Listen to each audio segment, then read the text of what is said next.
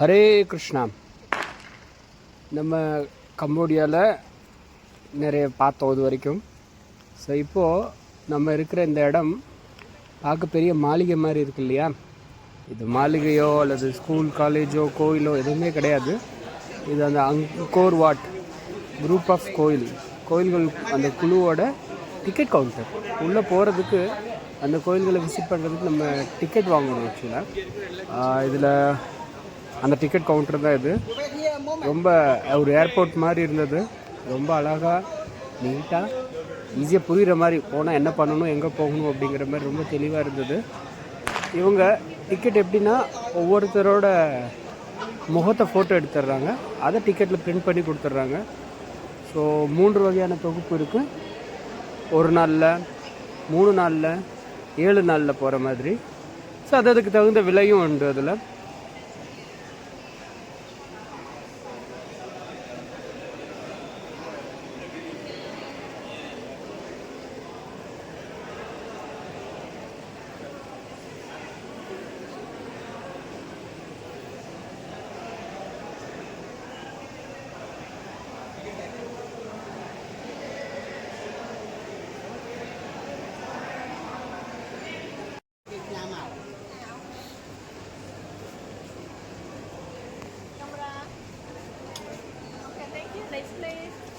You want the milk, madam, or you have?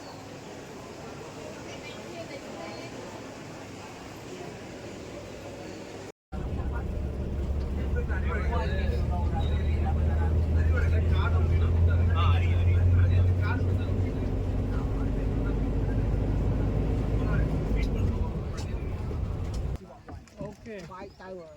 Five tower. Yeah. Temple. Temple is there? இப்போ நம்ம Angkor Wat கோயிலுக்குள்ளே நுழைஞ்சிட்டோம். நம்மளோட டிக்கெட்டை வாங்கி டிக்கெட்டை பரிசோதனை பண்ணாங்க, அதில் கிளிக் பண்ணி கொடுத்துட்டாங்க. இப்போ நம்ம தூரத்தில் நமக்கு கோபுரம் தெரியுது இல்லையா? 5 கோபுரம் உண்டு. ஸோ இது இந்த முன்னாடியே பார்க்குற தண்ணி அதை சுற்றி இருக்கிற அகழி கோயில்களோட பாதுகாப்பு காரணமாகவும் மற்ற விஷயங்களுக்காகவும் அகழிகளை பயன்படுத்தினாங்க. ஸோ அதை நம்ம பார்க்குறோம். இப்போ அதில் பாலம் கட்டியிருக்காங்க கோயிலுக்குள்ளே நுழைஞ்சு போகிற மாதிரி. இது அங்கே உள்ளூர் குழந்தைங்க அந்த குளத்தில் பிடிச்ச ஆமையை விற்றுக்கிட்டு இருக்காங்க. ஸோ அந்த ஊர் மக்கள் இது சாப்பிடவும் செய்கிறாங்க. ஆமை முதல்ல. ஸோ நம்ம பக்தர்கள் இதை பார்த்தோடனே கூர்ம அவதாரம் ஞாபகம் வந்துருச்சு அவங்களுக்கு. ஸோ பகவானுக்கு நமஸ்காரம், கூர்ம பகவானுக்கு நமஸ்காரம் நம்மளோடது. ஸோ அதுக்கடுத்து இப்போ கோயிலை நோக்கி போகிறோம். நம்ம இந்த கோயிலில் இந்த சுற்றி இருக்கிற நீர், இந்த நீருக்கு இந்த பக்கம் கோயிலுக்கு வெளிப்பரப்பு, கோயிலுக்கு உள்பரப்பு, இதை கனெக்ட் பண்ணுற அந்த பாலம், இதெல்லாமே பூமண்டல எப்படி அமைஞ்சிருக்கோ ஆன்மீக உலகம், பௌதிக உலகம், அதோட கனெக்ஷன் அப்படிங்கிறத குறிக்கக்கூடிய விஷயம். இந்த இது வந்து பார்க்கடலை குறிக்கக்கூடியது. அந்த நீர் வந்து பார்க்கடலை குறிக்கக்கூடியதாக இருக்குது. பகவான் கடலுக்கு நடுவில் இருக்கார். அந்த சுமேரு மலையை குறிக்கக்கூடியது அந்த கோபுரம், நடுவில் இருக்கிற கோபுரம். ஸோ இந்த பாலம் வந்து வானவில்லை குறிக்கக்கூடியது. மேற்கத்திய நாடுகளோட நம்பிக்கை என்னென்னா இந்த வானவில் பூமிக்கும் சொர்க்கத்துக்கும் உண்டான பாலம் அப்படின்னு நம்புகிறாங்க. ஸோ வேதங்களில் வேறு கான்செப்ட் உண்டு. இது நம்மளோட பாரதிய வேத சாஸ்திரங்களில். இப்போ நம்ம கோயிலோட ஒரு வாசல் வழியாக போகிறோம். 3 வாசல் உண்டு கோயிலுக்கு. ஒரு வாசல் பிரம்மாவோடது, ஒரு வாசல் சிவனோடது, ஒரு வாசல் விஷ்ணுவோடது. இப்போ நம்ம விஷ்ணுவோட வாசல் வழியாக போகிறோம். இங்கே வாசலில் நடுவில் தான் கோயில் பகவானோட விக்கிரகங்களே வச்சுருக்காங்க, சுவாமிகளோட விக்கிரகங்களே. இந்த இடத்துல விஷ்ணு நம்ம 8 கைகளோடு இருக்கார். 8 கைகளையும் வேறு வேறு ஆயுதங்கள் வச்சுருந்தார். இதுவும் பழமையான விக்கிரகம், ஆனால் கொஞ்சம் சிதிலம் அடைஞ்சிட்டு ஆயுதங்கள் எதுவும் தட்டுப்படலை. ஸோ உள்ளூர் மக்கள் நம்பிக்கையோடு வந்து வழிபடுறாங்க. நம்ம ஊர் மாதிரியே பழங்கள், பூக்கள் இதெல்லாமே அர்ப்பணிக்கிறாங்க. அப்புறம் காலப்போக்கில் பல பழக்க வழக்கங்கள்னாலையும் மற்ற தாக்கத்தினாலையும் அவங்க மாம்சங்களை கூட அர்ப்பணிக்கிறாங்க இங்கே வந்து. ஸோ நம்ம போகிறப்போ ஒரு முழு பன்னியை பன்னியை நெருப்பில் வாட்டி அங்கே வச்சுருந்தாங்க. நமக்கு கொஞ்சம் அதிர்ச்சியாகவே இருந்தது அது, நம்ம ஊர் பக்தர்கள் எல்லாருக்குமே. ஸோ இது நம்மளால் நினச்சி கூட பார்க்க முடியல. இந்த சுற்றி இருக்கிற அந்த நிலப்பரப்பு எல்லாமே ஒரு கட்டத்தில் இதெல்லாமே செயல்பாட்டில் இருந்த விஷயங்கள் இது. ஏன்னா கோயில்னால் வெறும் கோயில் மட்டும் கிடையாது இல்லையா. கோயிலை பார்த்துக்கிறதுக்கான ஆட்கள், சமையல்காரங்க, கோயிலை சுத்தம் பண்ணுறவங்க, பூ கட்டுறவங்க, பானை செய்கிறவங்க, துணி நெய்கிறவங்க, வேதங்கள் படிக்கிறவங்க, சொல்லி கொடுக்குறவங்க, பூஜை பண்ணுறவங்க, கோயிலை பாதுகாக்கிறவங்க, இந்த மாதிரி மொத்த மக்களுக்கான குடியிருப்புகளும் அங்கேயே இருந்தது. துறவிகள் எல்லாருமே அங்கேயே இருந்தாங்க. அவங்களுக்கான வீடுகளும் அங்கே சுற்றி இருந்தது அப்படின்னு சொல்கிறாங்க. அதுக்கப்புறம் இப்போ மெதுவாக நம்ம கோயிலுக்குள்ளே போகிறோம். நம்ம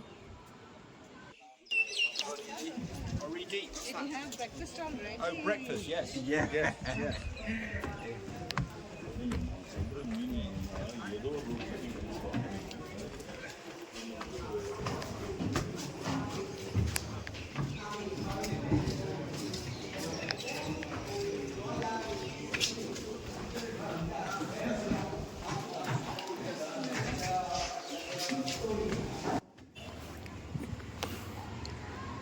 இப்போ நம்ம கோயிலுக்குள்ளே 3 பிரகாரங்கள் இருக்குது இந்த கோயிலில், மெயின் முக்கிய கோயிலில் ஆக்சுவலாக.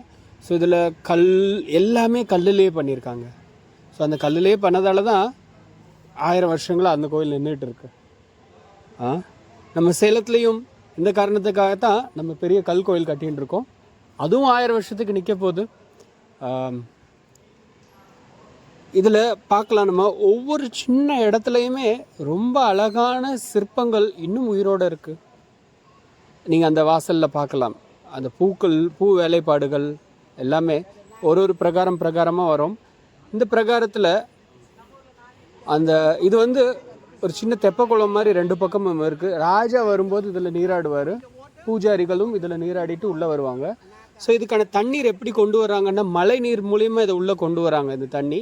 ஸோ அந்த சாளரம் தண்ணி விழுகிற அந்த வழியில் கூட ரிஷிகளும் பார்க்கடல் கடையறையில் இந்த மாதிரி வேதங்கள்லேருந்து, பாகவத புராணத்துலேருந்து பல சிற்பங்களை அவங்க செதுக்கி வச்சுருக்காங்க. இது என்ன சொல்கிறது, இந்த கோயிலையும் அதோட சிற்பங்களையும் நம்ம பார்க்கும்போது நம்ம வெளிநாட்டில் இருக்கிற மாதிரியே நமக்கு தோணலை. நம்ம பாகவதத்தில் எதெல்லாம் படிக்கிறோமோ அதெல்லாமே இதில் அழகாக இருக்குது. இந்த கோயிலுக்கு அதோட வர்ணங்கள், இதில் வர்ணங்களும் பூசி வச்சுருந்தாங்க. அதோட மிச்சம் கொஞ்சமாக ஒட்டிகிட்டு இருக்குது இன்னும். இதெல்லாமே கல்வெட்டு, இந்த கோயிலோட வரலாறை குறிக்கக்கூடிய கல்வெட்டுகள்.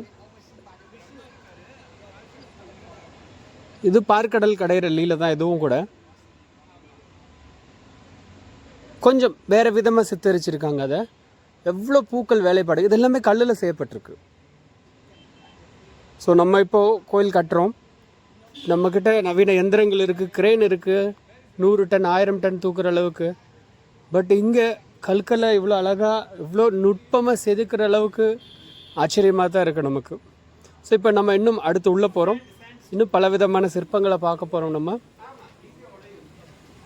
ஸோ இந்த கோயில் சிதலமடைஞ்சிருக்கிற இந்த நிலைமையிலேயே இவ்வளோ பிரமிப்பூட்டுறதா இருக்குன்னா, அப்போது அது இயங்கிட்டு இருந்தப்போ இந்த கோயில் எப்பேற்பட்டதாக இருந்திருக்கும்.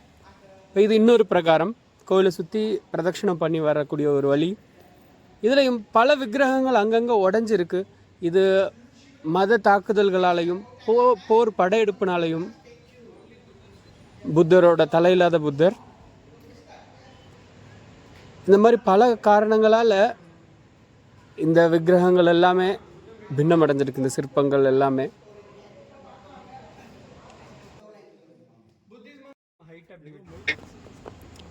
இப்போது நம்ம அங்கோர் வாட்டோட மெயின் கோயில் பக்கத்தில், மூல கர்ப்பகிரகம் பக்கத்தில் வந்துட்டோம். நம்ம ஒரு மொழியில் சொல்லணுன்னா இதில் 5 கோபுரங்கள் உண்டு.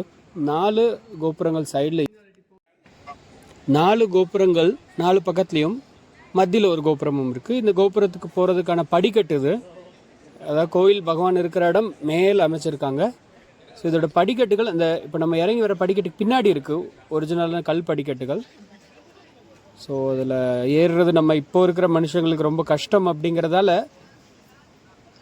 யுனெஸ்கோலேருந்து அது மரப்படிக்கட்டுகள் அமைச்சிருக்காங்க. ஸோ நம்ம மேலேருந்து பார்க்குறோம். நம்ம நிஜமாக நல்ல செங்குத்தான படிக்கட்டுகள் தான். இந்த மரப்படி எவ்வளவோ பரவாயில்ல, ரொம்ப சுலபமாக தான் ஏறினாங்க. யாரும் ரொம்ப பெருசாக கஷ்டப்படுற மாதிரி இல்லை. இது கோயிலுக்கு உள்ள 4 வாசல் வழியாகவும் வந்து உள்ளே இருக்கிற சுவாமி தரிசனம் பண்ண மாதிரி. இப்போ புத்தர் இருக்கார் முன்னாடி, இங்கே விஷ்ணு இருந்தார், இது விஷ்ணுவுக்கான கட்டப்பட்ட கோயில். இப்போ நம்ம பார்த்துட்டு இருக்கிறது மெயின் கோபுரம், முக்கியமான சிகரம், மூல கர்ப்பகிரகம், மூலஸ்தானம். இவங்க இந்த கோயிலை கல்வெட்டுகளில் எப்படி சொல்லப்பட்டிருக்குன்னா பரமலோகா, விஷ்ணு லோகா, வைகுண்டா அப்படின்னு சொல்லப்பட்டிருக்குது. பரம வைகுண்ட லோகா அப்படின்னு இந்த கோயிலுக்கு பேர், இத்தனை பெயர்கள் கொடுக்கப்பட்டிருக்கு. ஸோ இந்த நம்மளோட பாகவத் புராணத்திலேருந்து வேதங்கள்லேருந்தும் இருக்கிற எல்லா கருத்துக்களுமே அங்கேருந்து தான். உண்மையாக சொல்லணும், தென்னிந்திய மன்னர்கள் அங்கே போய் அவங்க கட்டின கோயில்கள் தான் இது.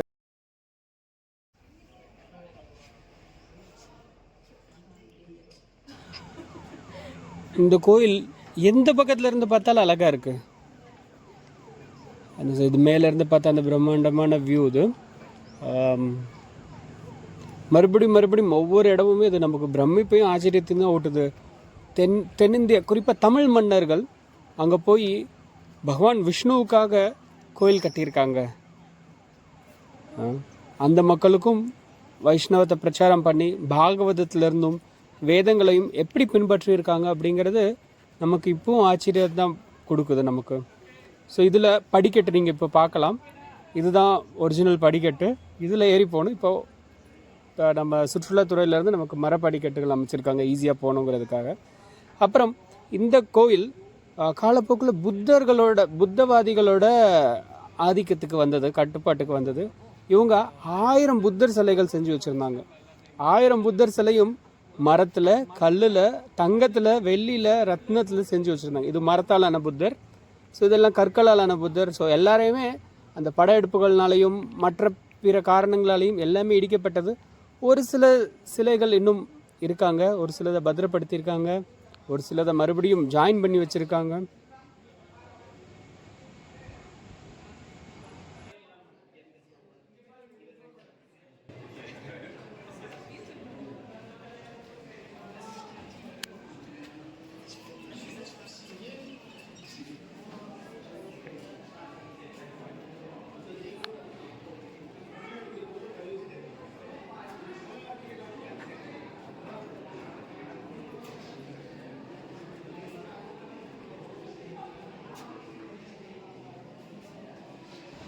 இப்போ நம்ம இந்த மூலஸ்தானத்தை தரிசனம் பண்ணியாச்சு. புத்தர் சயன கோலத்தில் இருந்தார், ஃபோட்டோ எடுக்க விடலை. ஸோ அதுக்கடுத்து கீழே இறங்கி வந்த பிறகு 2வது பிரகாரத்தில் ரொம்ப ஒரு அற்புதமான காட்சி நமக்கு கிடச்சிது. இது எல்லாமே பார்க்கலாம். எல்லாம் இந்த கம்போடியாவை சேர்ந்த முகங்களாகவே இருக்கே அப்படின்னு சொல்லிட்டு, இது என்ன அப்படின்னு சொல்லி பார்த்தோம்னா இது மகாபாரத யுத்தம். இந்த பக்கம் கௌரவர்களோட 100 படை வீரர்கள் இருக்காங்க, 100 சகோதரர்கள் இருக்காங்க, அவங்கவுங்க தேரில், அவங்கவுங்க குதிரைகளோட. ஸோ இது எல்லாமே அவ்வளோ தத்ரூபமும் ஒரு போர் நடந்தால் என்னென்னலாம் இருக்குமோ அப்படின்னு சொல்லிட்டு பீஷ்மரோட அம்பு படுக்கை உள்பட. ஸோ இப்போ இந்த இடத்துல இது நம்ம மத்தியில் நிற்கிறோம் இப்போது. ஸோ இதுக்கு அடுத்து அப்படி டைரக்ஷன் மாறும். அதாவது பாண்டவர்கள், பஞ்ச பாண்டவர்கள் இந்த பக்கம் கௌரவர்களோட சண்டை போடுற மாதிரி. இது ஒரு பெரிய பிரகாரத்தோட ஒரு பெரிய சுவர். அந்த சுவர் முழுக்கவே சிற்பங்கள் செதுக்கி வச்சுருந்தாங்க. ஸோ நம்மளோட இஸ்கான் சேலம் கோயிலையும் ஸ்ரீமத் பாகவத சிற்பம், பாகவதத்தோட 12 காண்டத்தையும் இதே மாதிரி பிரகாரத்தோட முழு சுவர்கள்லையும் ஜெய்ப்பூர்லேருந்து கிடைக்கக்கூடிய அந்த பிங்க் ஸ்டோன், ராஜஸ்தான்லேருந்து கிடைக்கக்கூடிய பிங்க் ஸ்டோன்னால் நம்ம செஞ்சு வச்சுருக்கோம். ஸோ இது அந்த தேர், சண்டை போடுறது, எல்லா விஷயங்களும், அவங்கவுங்க வச்சுருந்த ஆயுதங்கள் ரொம்ப பிரமிட்டு பார்க்கலாம் நீங்கள் எவ்வளோ நீளமாக இருக்குது அப்படின்னு சொல்லிட்டு. படை வீரர்களோட அணிவகுப்பு இதெல்லாமே. ஸோ இப்போது டைரக்ஷன் மாறிடுச்சு. அந்த குதிரையை கவனிச்சிங்கன்னா உங்களுக்கு தெரியும். கூட்டிகிட்டு போயிட்டே இருக்கும் சார், நிறைய டெம்பிள்ஸ்க்கு போயிட்டே இருக்கும். 4 மணி நேரம் நம்ம இந்த கோயில், அங்கோர்வாட் கோயிலை சுற்றி பார்த்ததுக்கப்புறம் இப்போ கோயிலேருந்து வெளியே வந்துட்டோம் நம்ம. ஸோ நீங்களும் நம்ம கூட சேர்ந்து இந்த கோயிலை சுற்றி பார்க்கணும், இந்த அங்கோர்வாட் மற்றும் அதோட சுற்றி இருக்க மற்ற கோயில்களை பார்க்கணும் அப்படின்னு நினைக்கணும்னா நம்மளோட ஸ்ரீ சைத்தன்ய யாத்திரையோட கம்போடியா அங்கோர்வாட் யாத்திரையில் கலந்துக்கோங்க. ஹரே கிருஷ்ணா.